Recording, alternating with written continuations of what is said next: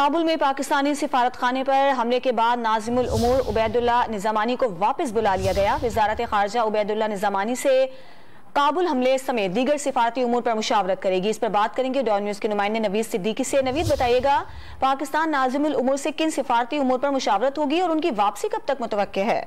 जी, तर्जुमान दफ्तर खारजा ने इस बात की तस्दीक की है कि काबुल में पाकिस्तान के जो हेड ऑफ मिशन है उबैदुर्रहमान निज़ामानी उन्हें मुशावरत के लिए इस्लामाबाद बुला लिया गया है और उबैदुल्ला निज़ामानी जो है वक्ती तौर पर मुशावरत और दीगर कामों के लिए वज़ारत खारजा की हिदायत पर पाकिस्तान वापस आए हैं।